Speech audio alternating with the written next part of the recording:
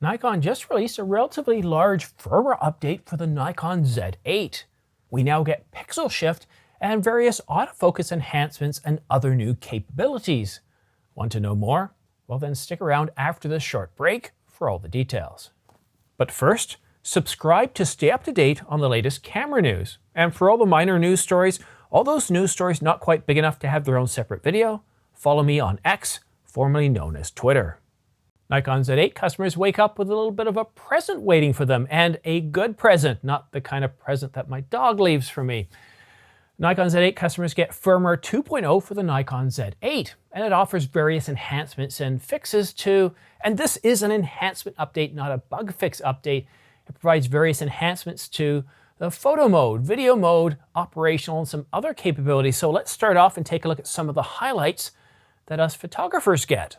Just like the Canon R5, the Nikon Z8 gets pixel shift shooting, but there's no mention on the details if it's closer to the Sony A7 R5 in that it takes into account moving subjects, or closer to the Canon R5 where it doesn't. And it also gets bird detection enhancement to the autofocus system, and that's located in the stills image shooting menu. And the display? Well, it can now be magnified to 400%. And auto capture has been added to the still shooting menu as well. And when using that pre-capture function while you're shooting, the time until the pre-capture function is canceled has been extended from 30 seconds to 300 seconds, as well as various other minor enhancements, which we're going to skip. Now, turning over to the video shooting updates, just like the still shooting, we get that bird detection added to the autofocus system, and the magnification of the display is now increased to 400%. And low light sensitivity, or low sensitivity, has been added to the ISO sensitivity shooting for when shooting Nikon log videos. And of course, there are various other minor updates and enhancements to the operational aspects of the Nikon Z8, and I highly recommend downloading and reading the release notes. But before, and this is key here, before you go ahead and rush out to download and install the firmware update, what I might recommend is taking a couple of days, maybe a week. If you don't need these enhancements, just wait to see if there's any fallout from this. Generally, when it comes to firmware updates for cameras, we don't have too many problems, but every now and then, a company releases a firmware update that bricks the camera. And no, I'm not talking about Nikon in this case. Canon's had a few issues over the last couple of years. One, they actually bricked the Canon R6 Mark I, and they had a few other firmware updates that were on the market for a very brief period of time and then were pulled. So it's always good to wait a little bit of time just in case there's any issues, especially if you're using this camera for business purposes and you don't have a backup. In that case, I'd wait at least a week before applying the firmware update. But from what I can gather here, this looks to be a rather solid firmware update for Nikon customers for the Nikon Z8, and maybe there's a few hints at what we might find in upcoming cameras, such as the Nikon Z6 Mark III. Maybe it will get a pixel shift shooting mode, and I do like that pixel shift capability. On the Canon EOS R5, it's really great for shooting, well, product photography or anything where you have the subject that isn't moving. So food, products, that sort of thing.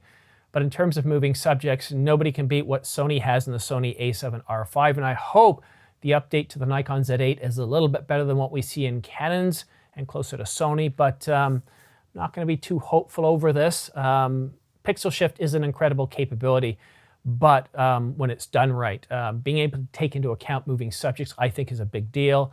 But the improvement to the autofocus system, bird detection, that goes a long way. It's great for wildlife photographers, for birders, and I'm really happy to see that update as well. But now just a quick note to Canon customers, Canon shooters that have been still asking me about that big firmware update for the Canon EOS R5 that we heard about. I think it was going back to March of last year. And Canon Rumors talked about this story. We heard information about it as well. And it looks like, yeah, don't expect it to happen. It's not happening. Apparently, the big firmware update was the firmware update for the R5 that delivered pixel shift, and that was it. We've seen some other, I think, minor updates over the year, and we will probably still see some firmware updates for the Canon EOS R5, but these are going to be what I consider to be maintenance releases and not adding new capabilities. If you're looking to upgrade your Canon EOS R5, well, then you're going to have to buy the new Canon EOS R5, the Mark II.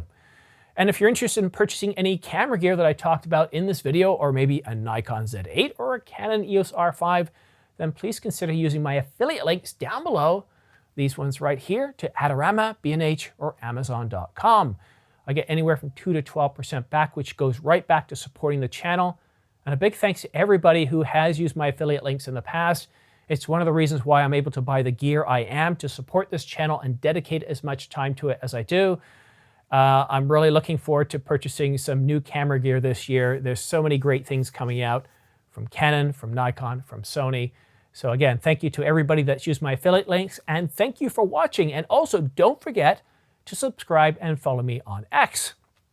For the simple reason, there's a lot of updates coming, and so that way you don't miss the latest and greatest in terms of videos. And on X is where I post a lot of stuff that isn't quite big enough to have their own separate videos, such as minor firmware updates, pricing information, including the new pricing floor that Canon's instituted on the R3 and the R5, each one down $1,000 and $500 respectively. So great bonuses there for Canon customers. So they didn't get a little present under their bed this morning waiting for them, but Nikon customers did. And I think for Nikon customers, the Nikon Z6 Mark III, that probably isn't too far away.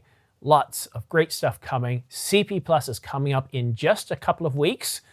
And anywhere from right around, I think usually the Sunday before CP Plus up until Wednesday is when we start to get a lot of announcements. Companies like to announce stuff ahead of the show, not at the show. Yeah, a little interesting. I always found that odd, but in a way, I guess they can't wait for the show, right? So that's good for us. We'll get lots of information, and maybe I'll take a few days off that week. But thank you so much for watching. Have yourself a great Wednesday, and we'll see you again soon.